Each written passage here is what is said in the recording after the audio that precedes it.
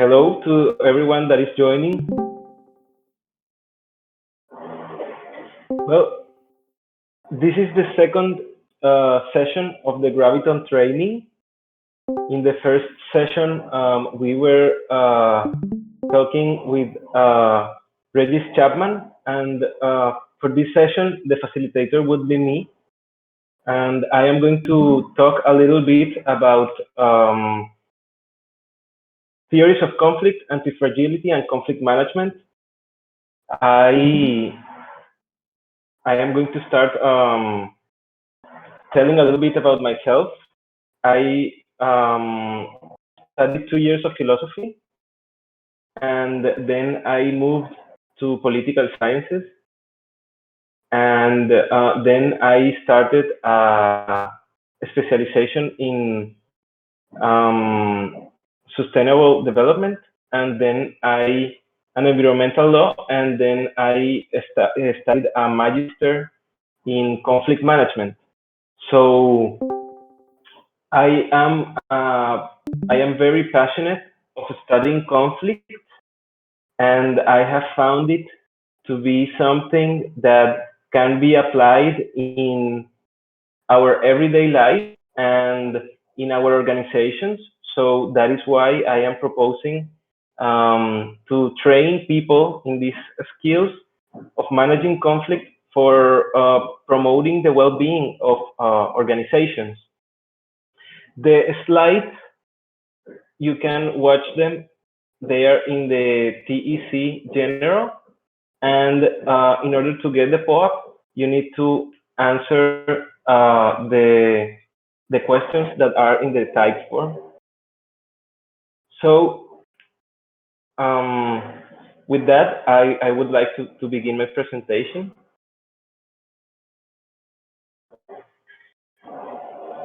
And I would like to tell you that everything that I will be talking about in this session, I want you to frame it to a conflict or a situation that you have had in your life that you can associate to the things that we are going to talk about, and a conflict that you have had in your life that maybe when you had that conflict, it seemed something really big and something that wasn't going to solve. But then, after a time, right now, you can see that conflict as a gift, as an opportunity that taught you something, and as an opportunity for you to grow. So these are the readings that we are going to cover in this session. I can divide this into three main sessions. That the first one is about conflict transformation, according to Jean-Paul Lederer. The second part of the talk relates to the concept of anti-fragile, as according to Nicolas Taleb.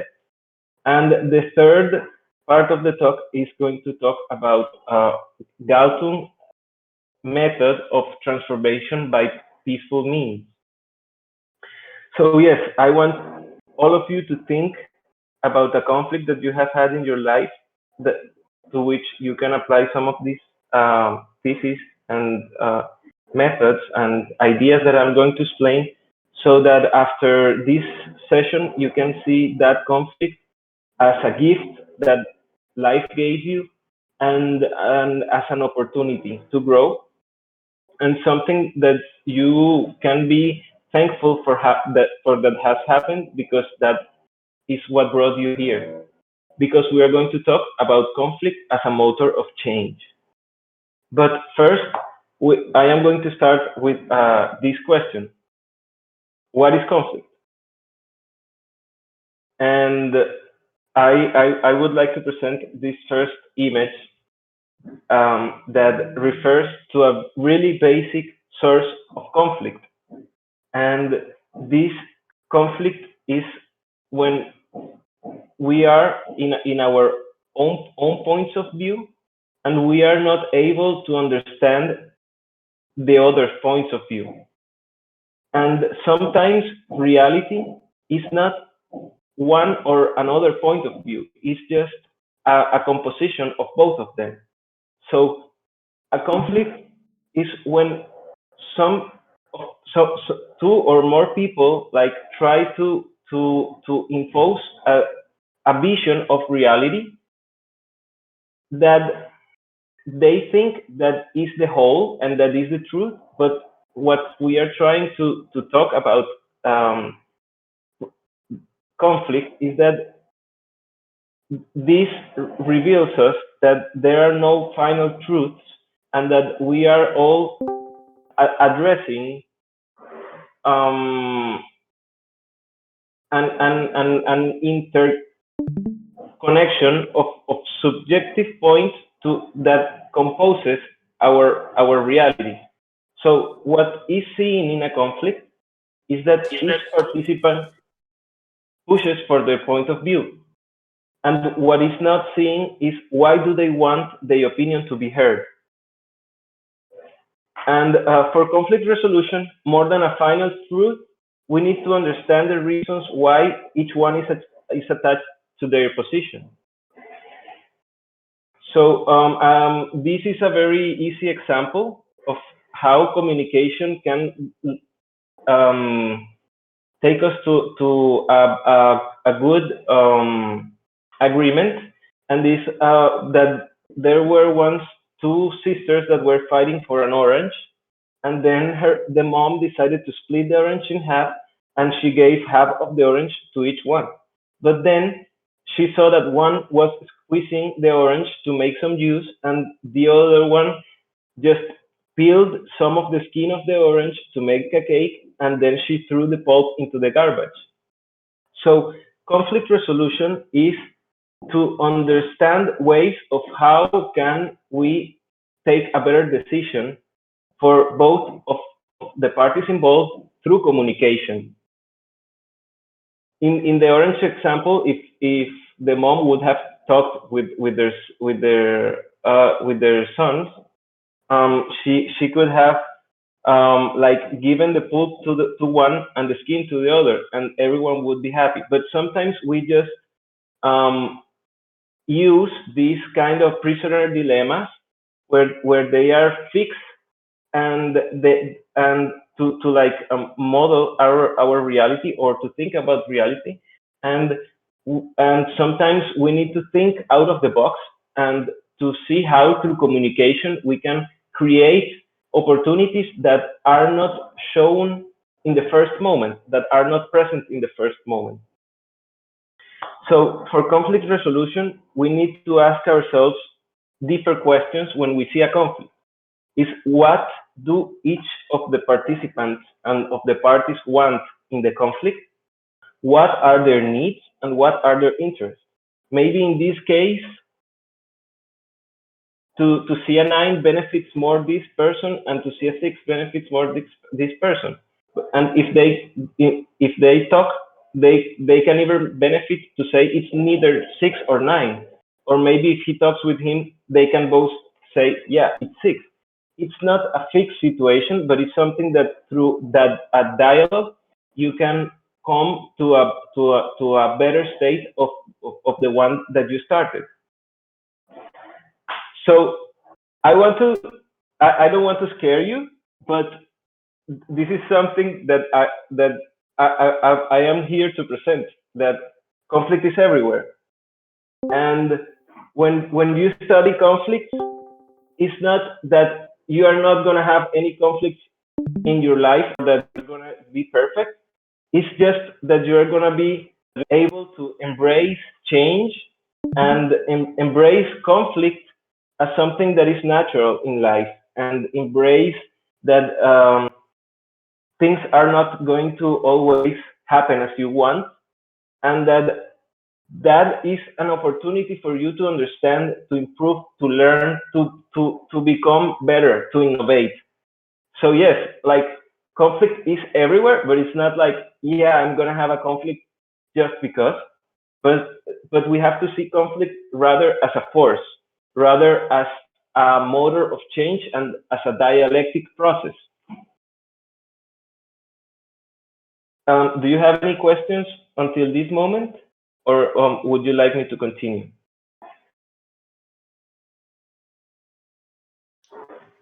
Love the graphic. Okay, yeah, we need to embrace conflict, embrace ourselves, embrace change, and treat ourselves with love, and to talk to ourselves without judgment, and applying what we learned from the first session, that is to have nonviolent communication with others and with ourselves, to embrace change, and to embrace that nothing is going to be as we think in our minds, and reality is so much complex that we should also embrace the other and have empathy for what the other feels and why do the other person stands for their point of view. So, well, now we're going to start with the first reading that is from Jean-Paul Ledera, that I really like. And he said that conflict is what keeps relationships and social structures honest, alive, and dynamically responsive to human needs. I mean, yes, I love this definition because we can see conflict as something that thrives for change, and that obeys non-linear thinking. When sometimes we have a linear thinking and we think that our ideas are going to be the ultimate truth, but we have to see truth and as an evolution, as a continuous evolution of a dialectic process.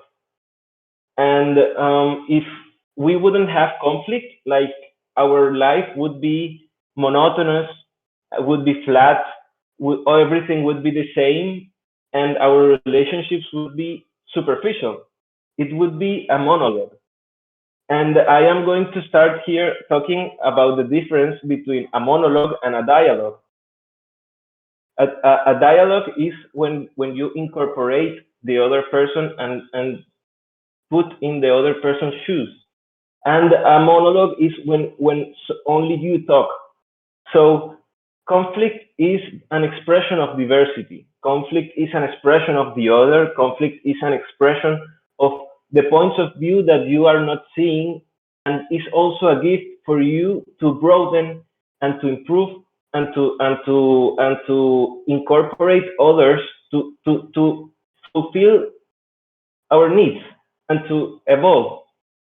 So conflict flows from life, and the idea of gravitons and this training is for the people that is hearing this to not see conflict as a threat, but to see it something as that provides opportunities to grow and increase our understanding of ourselves and our social structures. And if we have conflict in our relationships, that is a way that life helps us to stop, assess, and take notice. So um, here we are defining we are using a transformative definition of conflict. Sometimes we think of conflict as something bad, or we relate conflict with violence. But conflict is but violence is a response to conflict that is not led by dialogue. Instead, if we treat conflict with dialogue, we can promote peace. So it's like changing our mindset of how we respond to conflict. If we respond to conflict with violence, we are stopping and we are inhibiting from the change process can that each embodies, that the conflict has within. So instead of reacting with violence when we have a conflict, we have to think, what is this conflict teaching me? Why am I having this conflict? What can I learn from this conflict in order to be better in the future?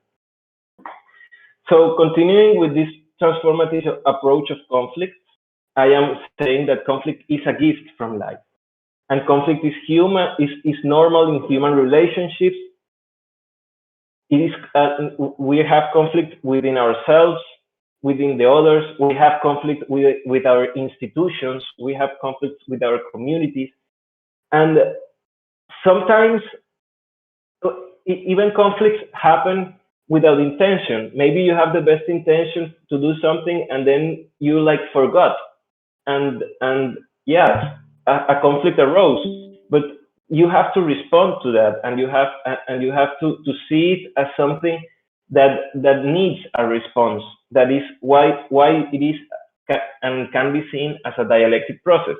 So rather than seeing peace as an end state and static idea, conflict transformation views peace as a continuously evolving and developing quality of relationships. So peace is not like, yeah, we have peace and we're not going to have any conflicts anymore.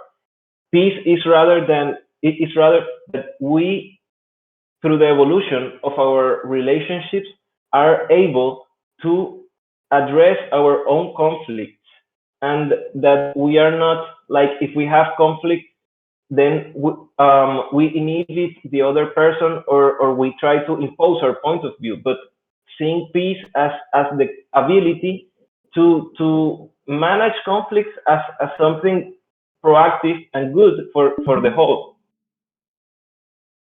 And I love this transformations guiding question, and you can ask ourselves when you have a conflict, you can ask yourself this, and this can change instantly your mindset on the conflict. How do we end something not desired and build something we do desire? That is a stopping point. When you're in the middle of a conflict, you ask yourself this question, and you say, okay, if I continue with this path, I am going to have the same responses. I have to change my behavior. I have to change how am I seeing the conflict. I have to understand the other person to build something we desire. Because of that, conflict transformation is like a way to respond to the flow of social conflict, and to create something about from these apparent opposites, and to create something from apparent opposites for the better, and that can help us to improve our social structures and to respond to real life problems. So I've been talking about dialectics and about the dialectic cycle and the difference between a monologue. So the difference between a monologue and the dialectic cycle is that if it is a monologue, then the thesis is the same in each point of the spiral.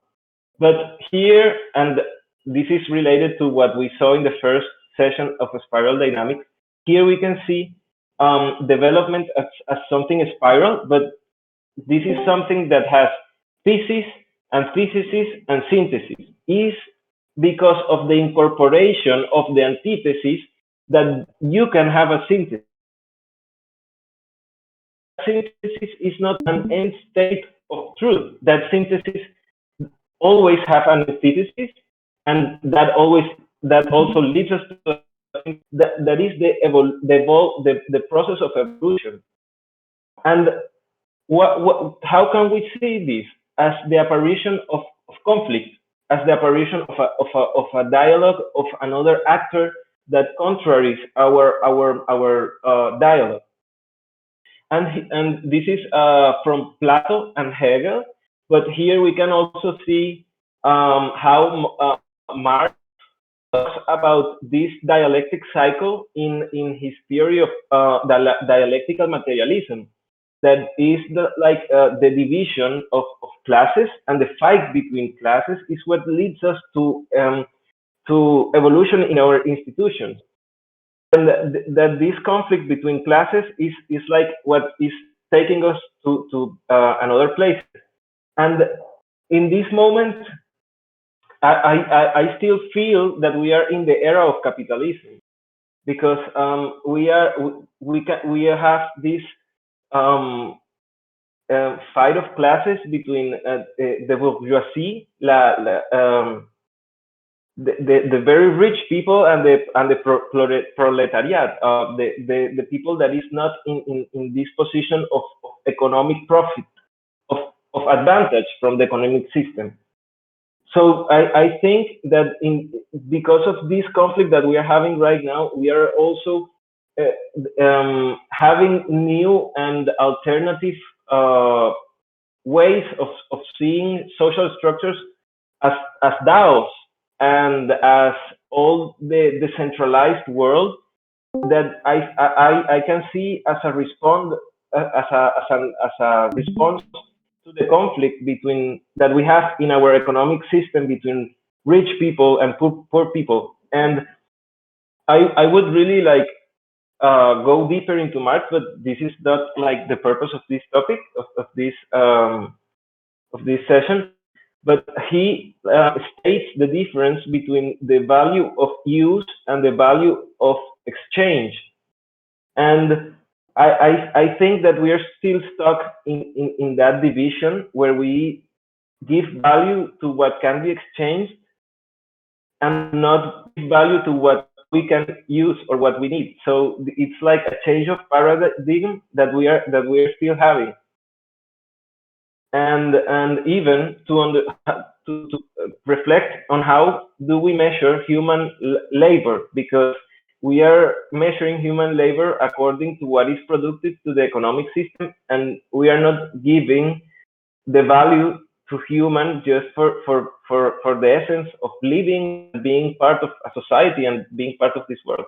But I think this is something that is amazing and to live in this moment, because this whole boom of UBIs and this boom of decentralized economies and of DAOs is something that um, is also looking to change the way we distribute the resources in our economy, and also the way how we value humans.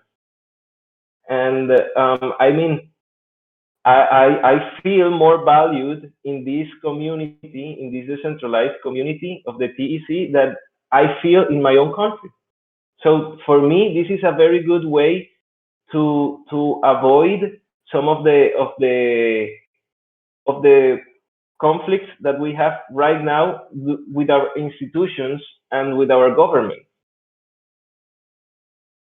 But okay, now I want to go back to Ledera, and this is what he calls a transformational platform. So if we see that evolution comes from an spiral process and a dialectic process from synthesis, from thesis and thesis and synthesis, we can see this transformational platform as something that promotes and accepts the inputs from the system to deliver answers that are dynamic and that dynamize and speed up the change process instead of slowing it. So instead of having like institutions that they just want to prevail and prevail over time, we could have institutions that more than prevailing over time, they just want to improve, and they accept their own weakness to see how can they improve.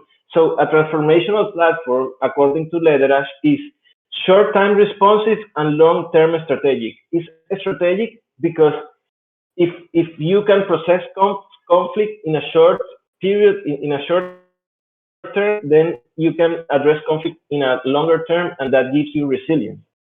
And it's short-term responsive because it can process the conflicts that we are having this moment to catalyze the change and the learnings that is within that conflict. And that transformational platform has the capacity to generate and regenerate change processes from the immediate episodes and the relational context. So I think that this is the way that we should build our institutions, and this is a way that we should build our DAOs. so that they can respond to the things that happen, and that they can innovate and that they can learn from their own mistakes. So we are talking about this spiral process that has to move to in order to evolve. But how can we like catalyze uh, conflict into something good?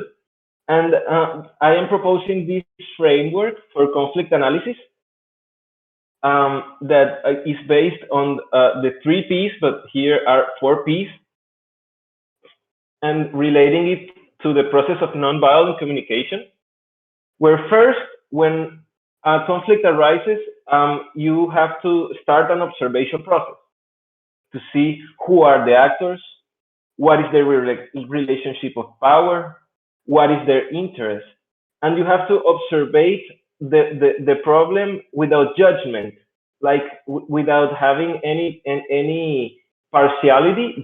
You have to see the conflict as if as an exterior, as an exterior person, even within yourself.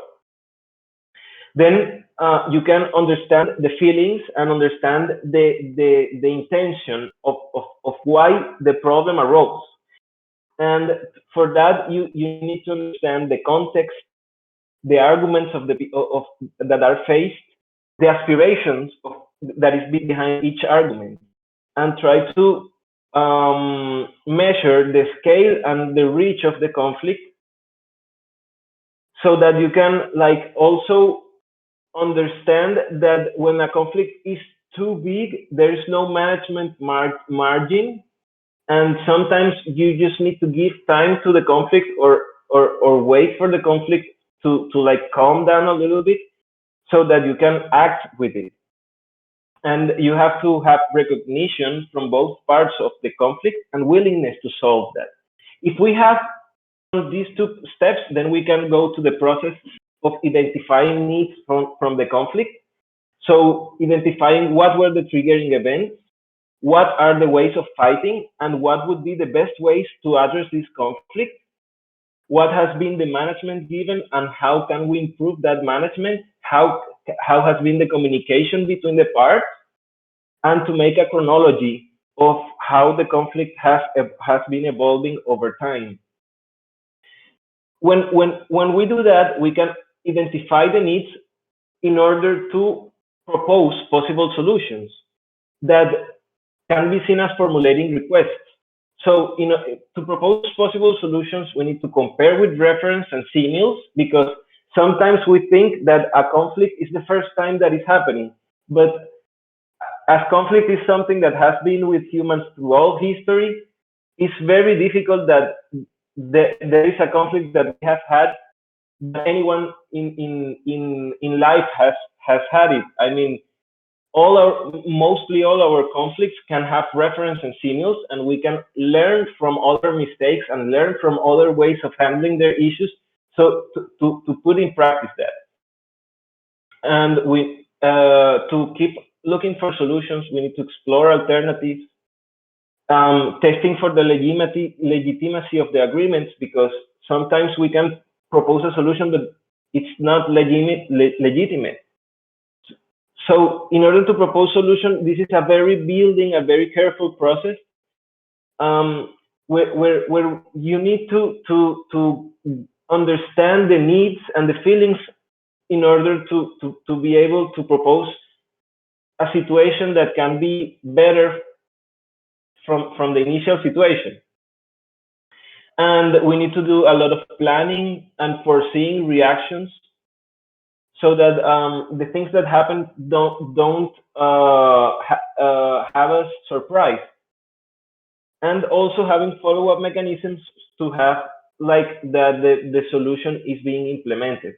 And with that, we can have a cycle to address a conflict, that triggering and transforming that conflict into something constructive, rather than in something destructive. So with that, I finished this first session of the talk. And if you have any question or comment, I would be happy to open mic and before jumping into the next session.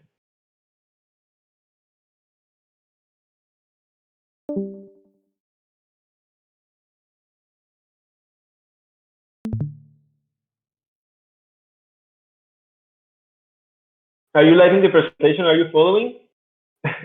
Yeah, it's good. Okay, then I am going to continue and leave the questions for the final.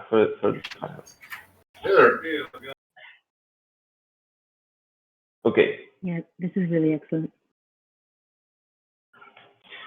So now we are going to go to the second part of our session, and it's related to the concept of antifragile, according to Nicolas Taleb. And he says that the property of antifragile is behind everything that has changed with time: evolution, culture, ideas, revolutions, political systems, technological innovation, cultural and economic success, corporate survival, good recipes, the rise of cities, cultures, legal systems, equatorial forests, bacteria resistance, even our own existence as species on this planet. So, what is antifragility? And the antifragility is the capacity to learn from things. Is the capacity, and it's different from resilience and robustness, because when things are resilient, they receive a shock, and then they can receive it again, and then they can receive it again, so that they become so strong that they can have this shock so many times, but they don't change. They just like are strong enough to receive uh, um, the unwanted behavior so many times, but they don't change. But the difference with antifragility is that instead of being able to receive the same shock for so many times, we learn from that shock, and then we are able to avoid it, or to take another decision, or to not step into that same stone. Like, yes, the difference between resilience and antifragility and robustness is that robustness can resist shocks, and it doesn't change. And resilience is the same, that like it can receive a lot of shocks and stay the same. But antifragile is things that they function, or they function more or less, and then they receive a shock, and then they only improve, or that they can avoid having the same shock. And that property of antifragility is something that we all have as humans, and that we also all should try to put in practice in our everyday life. So the best way to verify that you are alive is by checking if you like variations. Food would not have taste if it weren't for hunger. Results are meaningless without effort. Joy cannot exist without sadness. Conviction cannot exist without uncertainty. So we should embrace the difference and see it as a gift, and something that can help us to improve and to become more antifragile, rather than seeing difference as something that can destroy us. Because if we see conflict as something that can destroy us, we are being fragile. We are being fragile, and we are being resilient if we are having the same problem over and over again, and we are just letting it pass. But we need to be anti-fragile, as like if we had a conflict, then we're not going to have that conflict again. We're just going to improve. And this is a graph of how like anti-fragile works, and I really like it, because I want to like have an example on this. And like the idea of immutability, the idea of immutability in blockchains is a really good idea. But then but then it always comes a breaking point. And if like if like it happened, like if there were an attack, like what is more important, to keep having the same immutability and to not change it, because that would be something to resist, or something that if it changes then it would become fragile. And I think that this is one of the biggest leaps that had the blockchain ecosystem, where they decided to put more importance on the economic consent than in the immutability, because they innovated, and that innovation is what is leading us to some of the frontier innovations in blockchain. If we would have stayed like the same with immutability, and like if, if to see immutability, like if we change it then it becomes fragile, but we changed to this idea of economic consent that is a more anti-fragile idea, and is what is leading us right now to have like layer 2 implementations and rollups that comes from this innovative idea of economic consent rather than just immutability. And it is a really good example, because immutability is an idea that when it breaks, then you cannot have it again. It's a very fixed idea, but so it's not anti-fragile. But to have economic consent is something that we can resist shocks and innovate from them. And if we had a conflict, then now we learned from that conflict, and that is not going to happen to us again.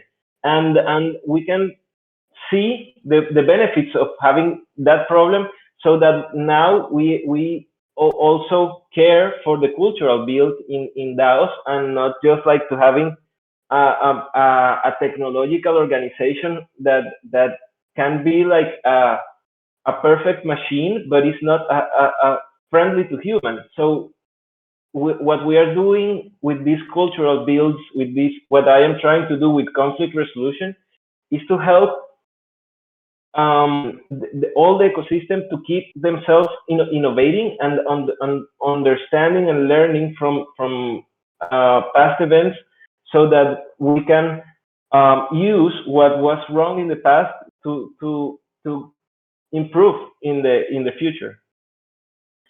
And this is a really good example of anti-fragile, because we sometimes tend to over technologize and underestimate the might of the equivalent of these small wheels on suitcases that will be steering us for the next millennia. I mean, here you can see that the cooking utensils from Pompeii are hardly different from the ones found in today's good kitchens. Anti-fragile things are things that can stay the same and improve over time. And sometimes when we think on the future, we forget about the small things that has been with like accompanying all our human life and our human essence and our societies from the start to the end.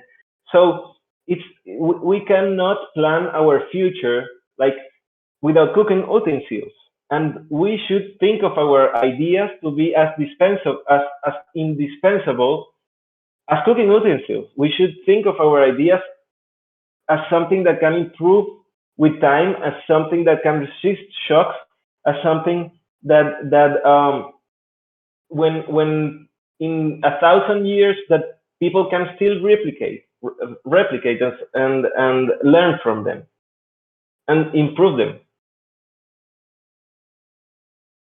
So one of the things that I really like about this theory of anti-fragile is and the way we can see a lot of knowledge in ideas that have been produced and replicated over time is that we can also gather information from things that are really old, like world religions. And this is something that Johann Galtung uses for what he calls the transcend method of conflict. So if we can see truth in a lot of things that have been addressed in humanity by a lot of time, we can see that conflict management is something anti-fragile because it's something that has been addressed by a lot of, and to not say all of the world religions, and that is something that has been like really important for these world religions. If conflict management wouldn't be important, like I think world religions wouldn't talk of it, but we can see that each religion has its point of view to address conflicts, and their concern about managing conflicts refer to us that this is something that we are going to keep having for the rest of the life.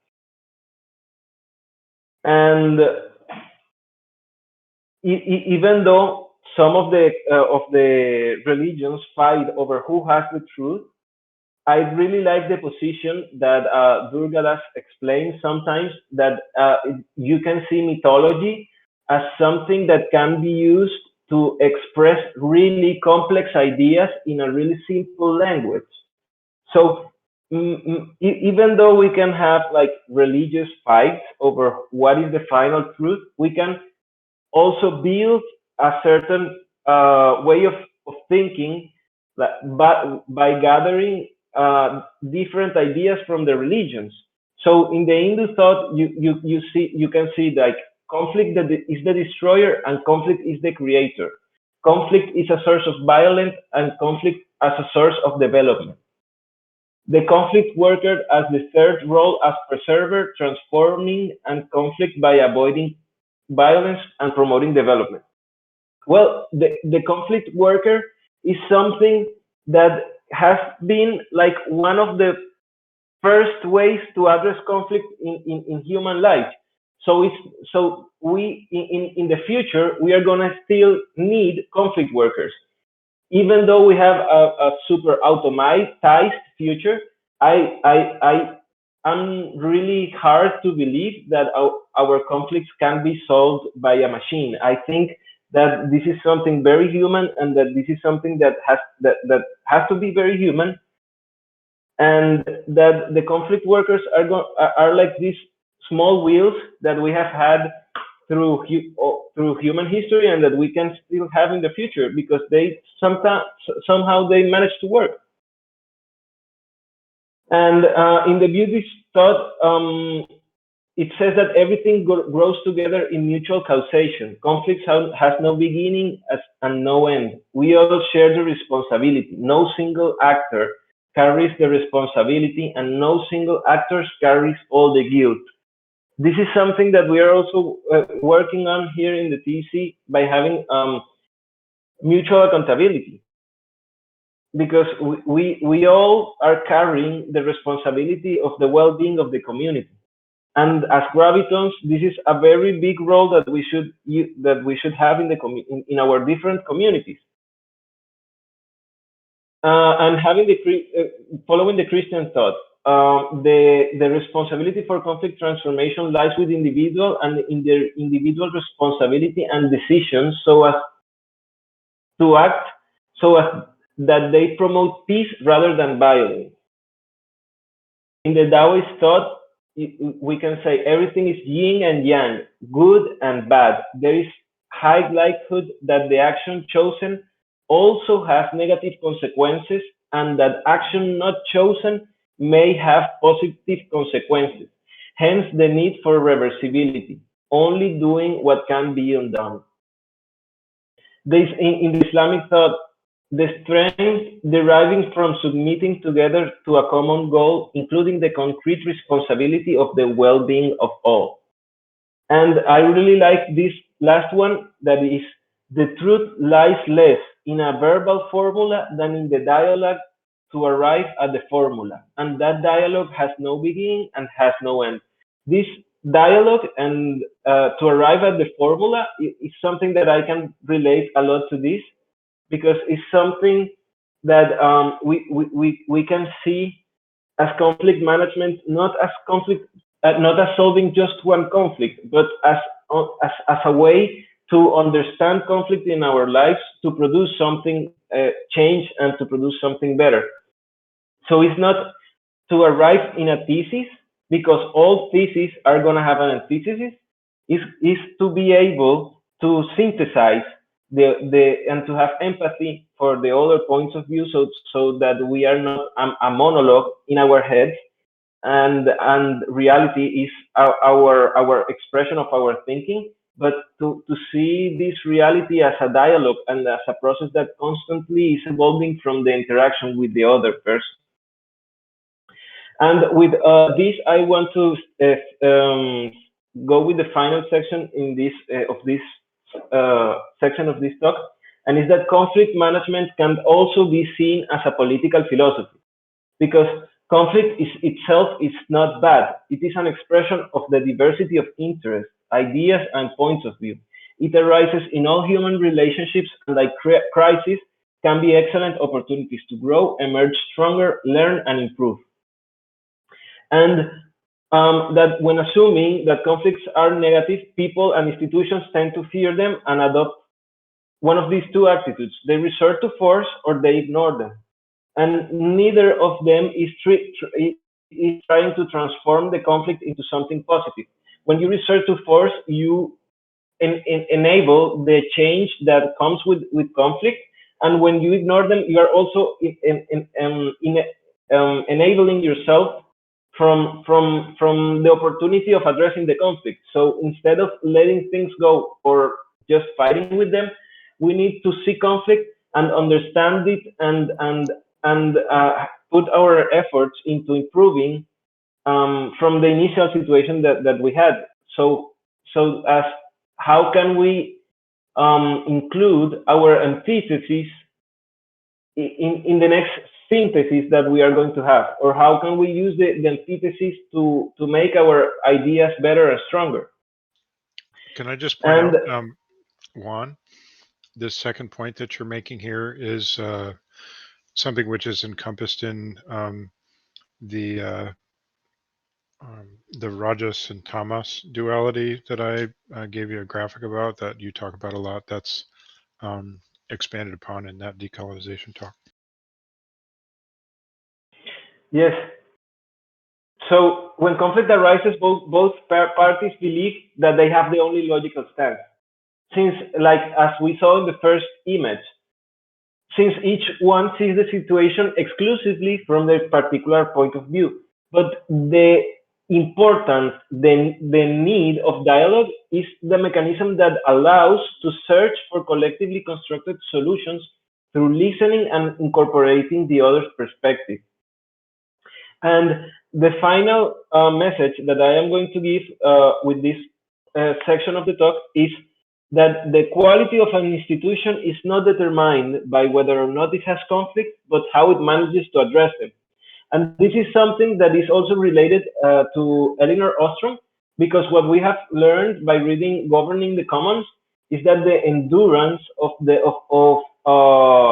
common pool resources and the common pool resource institutions and settings is really critical to how do they manage their conflicts. And the endurance of these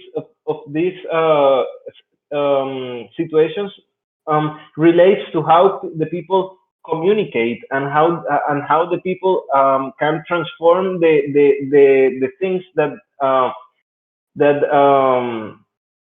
can be like external or internal variables into their best institutional choice. So yes, that is like the main part of this talk that I wanted to present with you. And if you have any questions or comments, I would be glad to open mics, because then I am going to have a small workshop.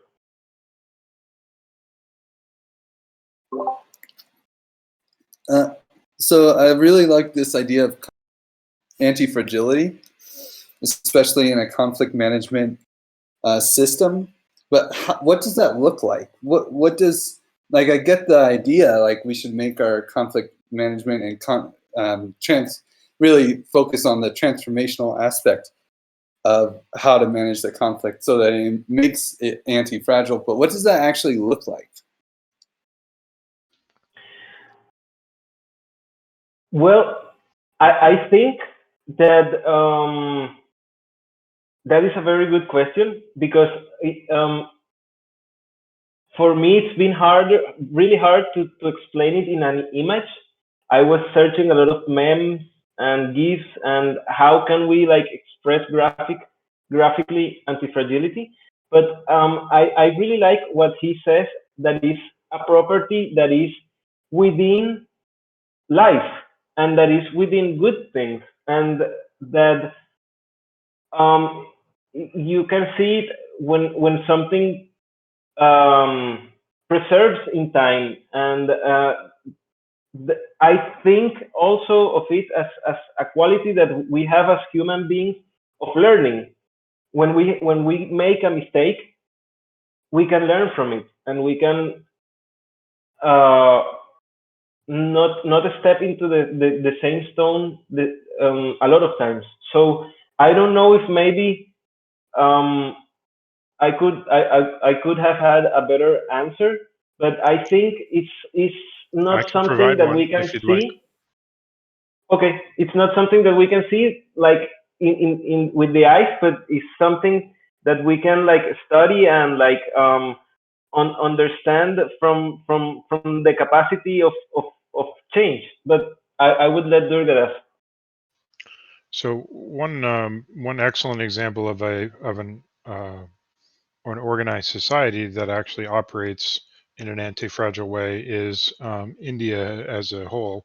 Um, India itself has been invaded probably 100 times in the last 5,000 years, and it maintains its integrity because of its.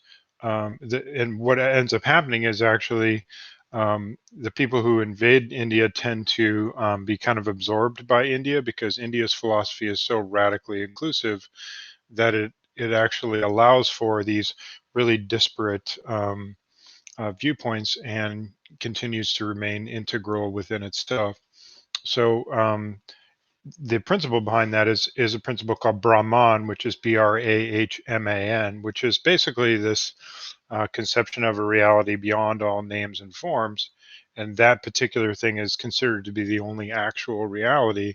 So all of the things which sort of change underneath it are not considered to be real as such. And because the entirety of Indian culture is built on top of this fundamental philosophy, it's much easier for the changes which happen on top of it to be absorbed by the culture as a whole. So, just a little example there. Well, I think that what I can also say about how can we identify fragility is when things don't like change. And I read this. Actually, this is the last paragraph of the book of Antifragile, and he says the best way to verify that you are alive is by checking if you like variations. So I think that things that like variation are antifragile. Things that don't like variation, they are fragile, or they are resilient, or they are robust. But things that can change, they are alive, they can learn, and if they like variation, then they are anti-fragile because they can change and they can adapt. If you cannot adapt, then you are like fragile or resilient or robust.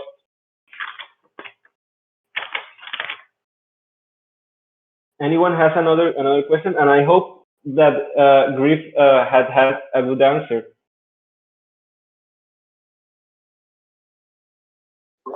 Yeah, I feel pretty good about it. I mean, I guess I was for more practical around DAOs. Like, what, I don't know if anyone else in this group has like seen a anti-fragile I mean, I guess most DAOs don't have a conflict management practice at all, right? Like, it's just like, oh, conflicts get bad and then we ostracize someone. But I'd be curious if anyone can think of any DAOs that have a conflict management practice or a piece of it that feels anti-fragile.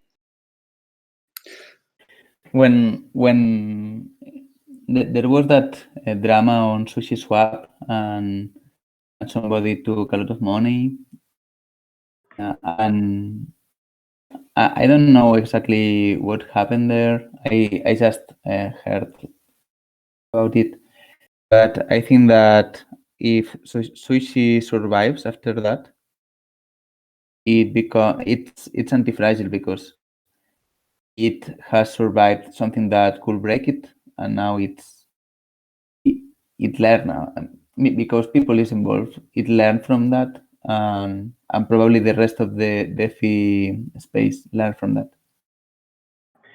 Yes, I think that what happens to one DAO, every other DAO learns from, and I would love that other DAOs start talking about conflict resolution, because I think this is like these small wheels that carry a suitcase that sometimes people like just undervalue, but these are things that has been with human society since its beginning, and should be also in the decentralized world. Sometimes we tend to over technologize things and like think that everything can be solved through automation, or that everything can be predicted, and we lack sometimes this humanness and this understanding of that hearing and listening to the other and incorporating the other point of view and having a dialogue is just one of the basis of how we have evolved over time. And the role of the peace worker in here is important. Yes, Metaverde? I feel like I feel like OneHive is actually pretty resilient. We're writing like conflict resolution, I guess, like software and protocols and stuff, but because the community covenant is so radically inclusive, and because the lack of hierarchy is basically enforced, if that makes any sense, you know. But I mean, there are large holders that voluntarily stay out of, you know, like overwhelming the votes and stuff. But the anti-fragility in OneHive is basically because of at this stage is because of the people who are not enforcing, modeling and reminding that that everyone is included and all ideas are here to be heard. You know, like we don't have a gateway for who can write proposals and stuff like that. And it's kind of like I'm not even going to begin to say it's the best way to run a DEX. But as far as anti-fragility, definitely, you know, we don't have like a roadmap and goals as much as we have ideals and ways of doing things. And I think that really helps. Well, yes, the idea of the Gravitons is to be people that is trained and conscious about the importance of communication and management of conflict, and that we can, in our social cycles, in our communities, do good. But well, in this part of the talk, I want to, if there are other questions, this is the moment, because I am going to make a little workshop. So if there is a comment or question, please make it.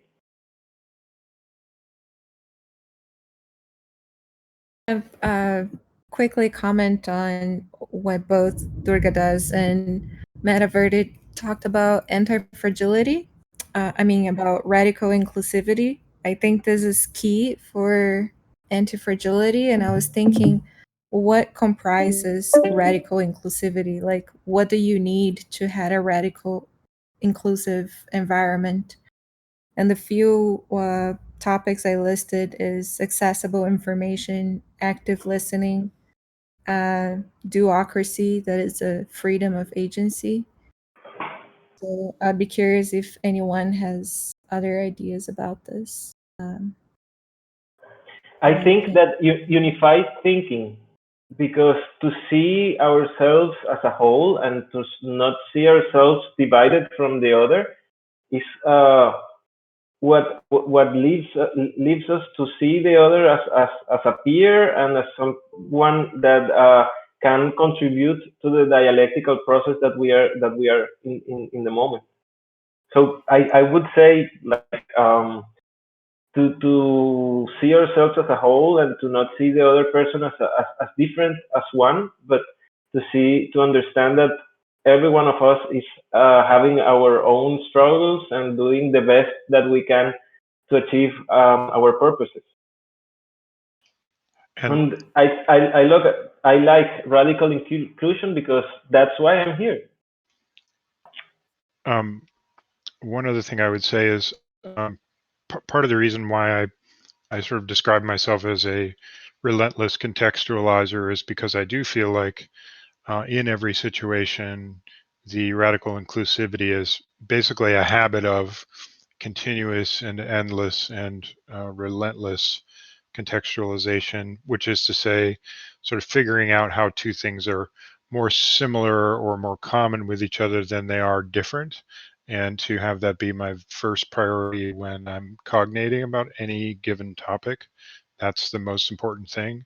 That's for me. It's kind of a personal habit, which I am sort of attempting to, through various means and my involvement with Gravity and other communities, to foster as a habit among the people within those communities. Okay, so we are going to jump into the workshop, and the workshop is really easy.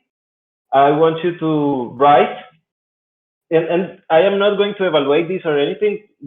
This is an activity that is for you, and I want you to write about a conflict that you've had in your life, and I want you to write about that conflict as a gift, and how in that moment, like, you thought that things weren't going to be okay, but then, like, you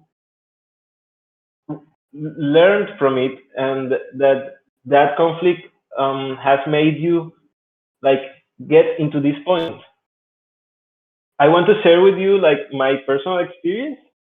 And I had a restaurant like 5 years ago, and the restaurant was going good, but I felt that if I stood, like, with that restaurant, I wasn't going to, like, achieve all of my goals.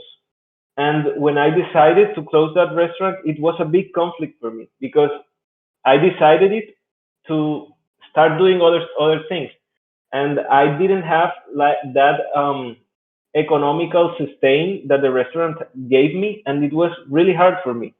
But right now, I can see that conflict that I had as a gift, because that has brought me to enter into the academic world in universities, and also to be entering here in this decentralized community.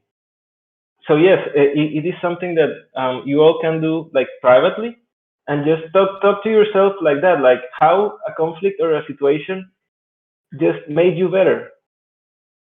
You learn from it, and that is, like, the workshop that I want you to do.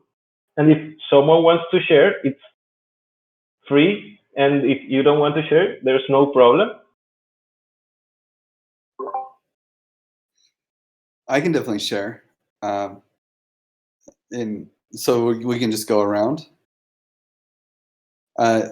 Yeah, so I I have a couple big ones. I mean, the DAO was obviously quite the conflict, but I'll let that one go.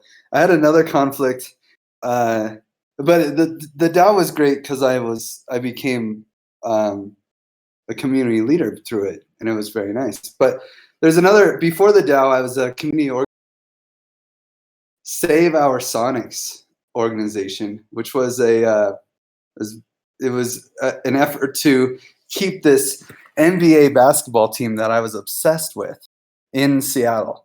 So I I was basically general of the fans, and I rallied the troops, got people to sign, petitions and all of these things. We even had this. I helped organize this, giant rally at a courthouse where there was a moment where we were really going to win.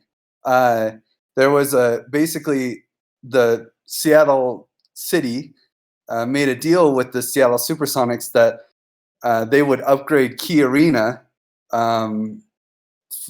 but there was a clause that said they had to stay there for 15 years, and they'd only been there for 12 years, and the guy who bought the Sonics was going to take the team away. And so, I mean, I got to meet like all my favorite heroes from the NBA team, and we had a rally at the courthouse to like make this to show the support of the city. And but then the day the judge was going to give the verdict, it was actually postponed and not done because the mayor just decided to sign away the team, and the team left, and there was nothing we could do about it, despite like basically we had won as a community, but it didn't matter because the mayor was able to circumvent the courts and let the team leave. I was distraught. It was a major turning point in my life. I decided to basically become a nomad and travel the world and discover cryptocurrency, not feel like I was attached to the Seattle Supersonics or the United States in general. And I, became a leader in other communities that were actually way more basketball team. Like, who cares, right? So, and I think this just shows, I think a lot of people could speak to this, that a lot of the times the worst things that happen to people are the best things that happen to people. Holy shit, Griff. Like, that was a crazy thing that happened, dude. You guys did it, too. I remember the Supers, dude, wow, I won't bother this call. That's fucking insane, man.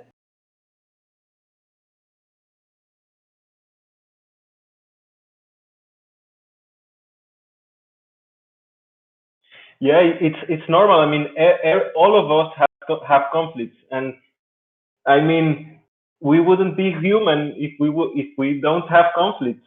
And conflict is what keeps us like changing and motivating and alive. And it's just very human to accept that we have conflicts, and that we are always going to keep them having them. So, and it's important just to see them as an expression of how can we improve and how can we learn.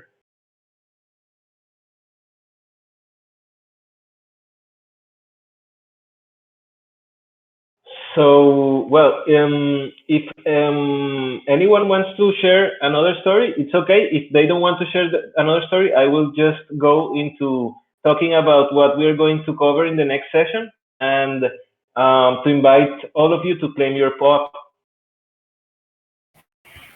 I guess I would share a comment, just that, yeah, I mean, I can think of several instances over the years on my journey where I've had a challenge or a conflict, and at the time, I think now I'm able to reflect, and even in current situations that may be challenging, I can look at them more objectively, and I see where, I think everybody has triggers around different things and different assumptions and different, ways that they've been conditioned or raised to handle conflict. And I think what I love most about your work, Juan, and this group and having a space is to normalize this, and what you're saying about, this is completely normal. And I think like 90% of the population has this tendency to contract, to avoid, and to, mostly avoid. And I think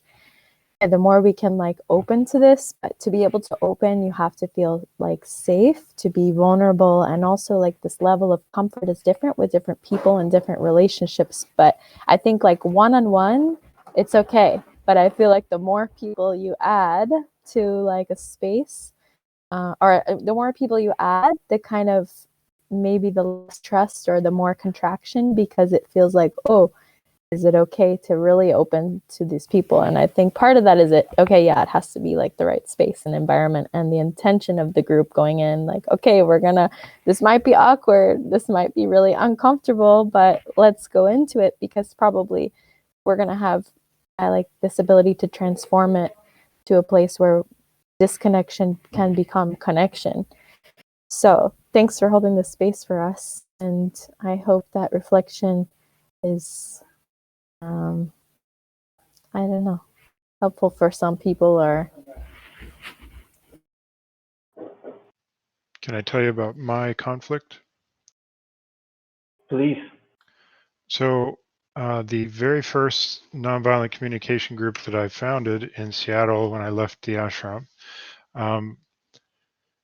there was a guy who was just there, and from the first moment that I met him, I was just irritated as hell with him. I just don't know why. Everything he said and did was just irritating to me. And at some point, I realized that I'm in a nonviolent communication group. I should actually be able to trust the process to sort out what that it was. But it did take quite a lot of courage for me to sort of learn to trust the process and to ignore this kind of violence that I had learned to exist with in my own head and within the different social structures that I work with. And it was weird, because once I did just finally say, okay, look, I've got to deal with this with you. We were able to talk it out and trust the process and go through the observations, feelings, needs, and requests, and then, sort out what that was all about. And it ended up really well. But it was, for me, it was a little bit like cracking the shell of an egg. And now, I haven't looked back, and I realized that my own maturity as a person is basically dependent on my willingness to continue sort of cracking those individual eggs as I encounter them. And now it's just all I really do is look for ways in which to crack those eggs and get to the meaty stuff that's inside of them. So that's all. Well, thank you. Yes, the idea is that we understand that conflict is normal. We all have conflicts, and it's normal also to reach and to ask for help if you have a conflict. That's very normal.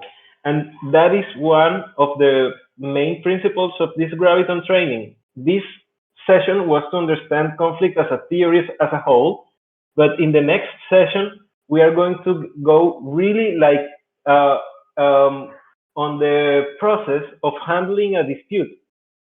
So we are going to talk about BATNA, that is the best alternative to a negotiated agreement. We are going to talk about negotiations, and we are going to talk about tips and easy practices to promote conflict resolution. And the idea of this whole training that is based in 8 sessions is that first, we understand nonviolent communication and prevention, and now we understand about conflicts. And now in the next session, we are going to talk about how to manage conflict and some of really easy techniques and tips to transform a situation or to be a third part in a conflict. Because as asking for help should be normalized. Going to a psychology doesn't make you crazy. So if you talk with someone about a conflict, that doesn't make you any less human or any fragile or something. When we talk to another person about a conflict, we're just looking to get to a better point. Well, but that also depends on who you talk to, and that is also why it's so important for us to be trained, because we are not here to be like the gossip group. If anyone has a conflict, then they come to me and then I tell their conflicts to other people. No, it's to be really strategic people that wants the well-being of the community, that can be trusted to have private conversations with people to address their conflicts and to turn them into something positive. So for the next session, we are going to have like these readings, and I would love. These are very practical, and they are like based on the theories of Harvard program on negotiation. And yeah, it's like I would like you to see this video and to read what is alternative dispute resolution, and how can we like be as third parts to help on the health of our communities, and to be a third part in other conflicts, or even in our own conflicts, to address and to like help to facilitate, to transform the conflict into something constructive. So yes, that is like the end of this session, the invitation to get to the next one, and that we are going to have really practical techniques to address conflict.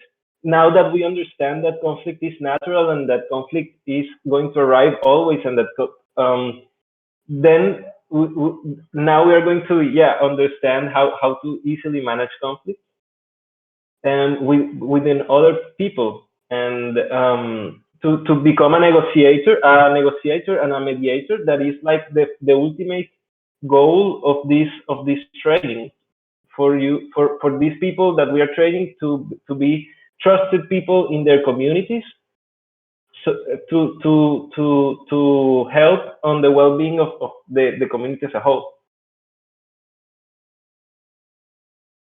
And don't forget to claim your POAP.